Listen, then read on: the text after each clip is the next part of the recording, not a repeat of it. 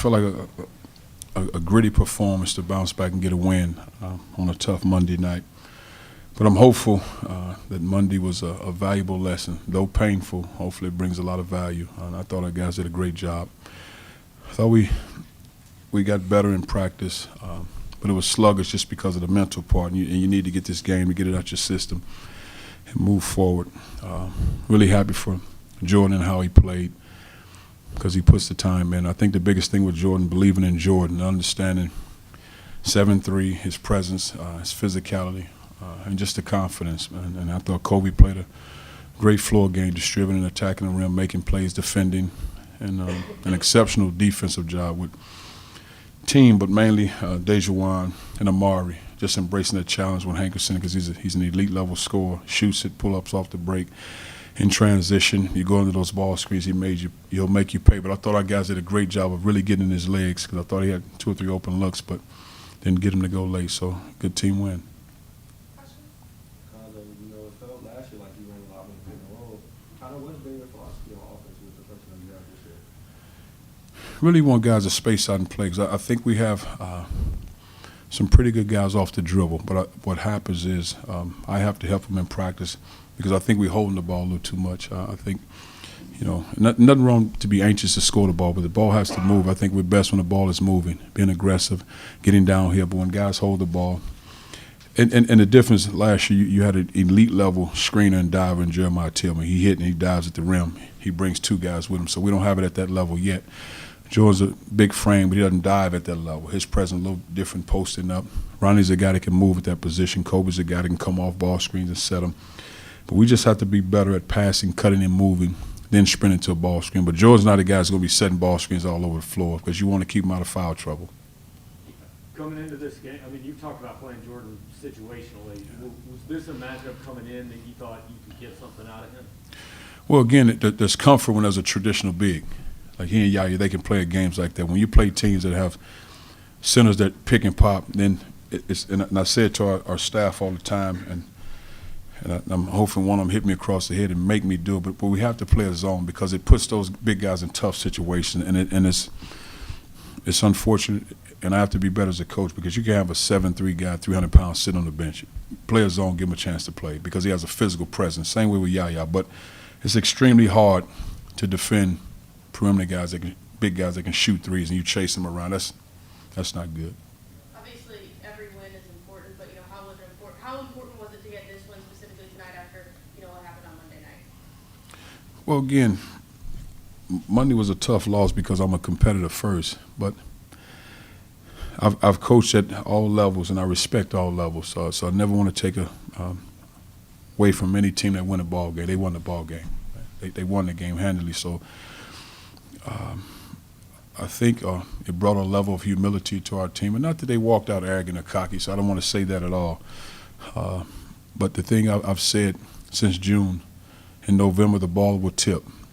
And if we don't have a level of grit or toughness when the shot isn't falling, it'll be a long night. And I think that's what happened. We didn't come out with a level of edge, toughness to them. We were casual, and we paid for it.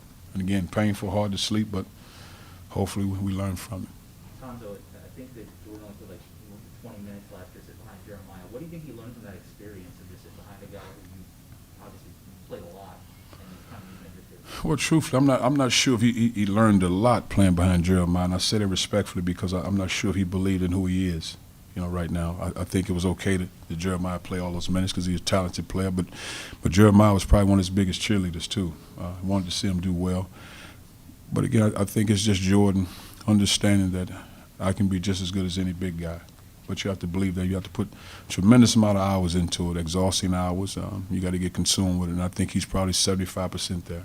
Is there a moment you kind of saw the light bulb go off for him, like, oh, I can? Oh, I haven't seen it yet. No, I think he's still getting there. I think there's ways to go, and I say that respectfully, because it'll get to a point where he starts coaching me. Coach, here's the ball. This is what I need the ball. This is what I see, Coach, and that's what I talk to him all the time. The next step is you have to tell me what the next thing to do, and I think that's the growth, because he's an intelligent guy. He understands. He's a physical presence, but he has to love. He has to fall in love with it. I think he's, again, probably 75% there. Once he get to 100%, he'll be a special talent. Also, you mentioned, wanting guys to ball more Mhm. and pass more. What do you think is kind of, the next step to kind of improve how you guys are going about it? Well, I think when you, and not to say anybody's selfish, so I want to be clear of that, but I think with Boogie Coleman, who plays the one but also a scorer, Mars, the guy that scores the ball, Dejuan Quay is the guy that scores the ball. Kobe wants to score the ball. Javon is the guy that will probably make a sacrifice, but if you saw Javon, I've been knowing Javon since he's probably 3 years old. He shot every ball his whole life. Every time he touched, he wanted to shoot it. But he's mature as a senior and understand what it means to win games and all that. So you have multiple guys that want to put the ball in the basket, but the sacrifice to get to that point, the passing, the screening, the cutting, we have to do that as a team in order for us to be successful. You said last week you thought this was a pretty good shooting team. Obviously, it hasn't been falling early on. I mean, is it anything other than the balls just not going in? Do you see anything more complex than that? Well, I thought we probably missed about 13 layups at the rim, 5 in the first half, maybe 8 or 9 in the second half. So that's settling in. And I think the guys can shoot the ball. I don't think we're getting as many clean threes. I think we're settling for threes, but that goes back to somebody has to drive in that lane and be aggressive, get that jump stop, pitch the ball. Just like when Boogie got that layup, Javon drove in the lane, jump stop, pitched the ball. At the end of the first half, Boogie drove in the lane, hit Amari. He missed the three in the corner. It's a good shot. We have to get that. Everybody wants to shoot, and that's okay. But who's going to do the dirty work to get in that lane and get his nose dirty to get somebody else a shot? And that's what it comes down to. What did you say about Kobe's performance tonight? He was good. He was good. I still think there's ways to go because in today's game, he's one of those guys that can change a game.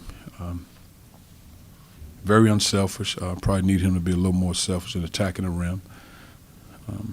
But if he can grasp what it means to be 6'8", 240, 50 pounds, maybe 60, and just making plays at the rim, he's tough to guard. It's tough for traditional bigs to guard him because he can move. Smaller guys guard him.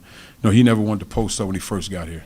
Last year he started late, like wanted to post up, but now he embraces the post up because he can pass. And if he continues doing what he's doing, he's a tough guy to defend. Those 6 assists he got, can that be a regular thing for him? I think so. He ran the point for us tonight, but I like to have Boogie out there, and I think Boogie's healthy enough now to have him out there so Kobe can do other things. Because it's when he's running the point, he's at the 4, he's taking the ball out. That's a lot, but not a lot of practice time to get him adjusted. Because I want him to settle in and not get consumed with 6 or 7 different things, just to play and flow, and allow other guys to carry some of that weight so he doesn't have to.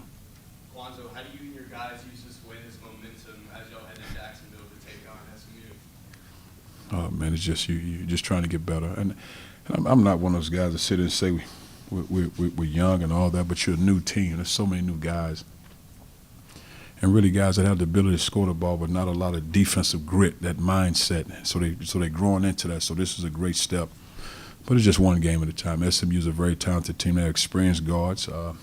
Coach Jacob has done a tremendous job for years, and we'll celebrate tonight and we'll watch a lot of film tonight and get ready to roll. But it's one game at a time.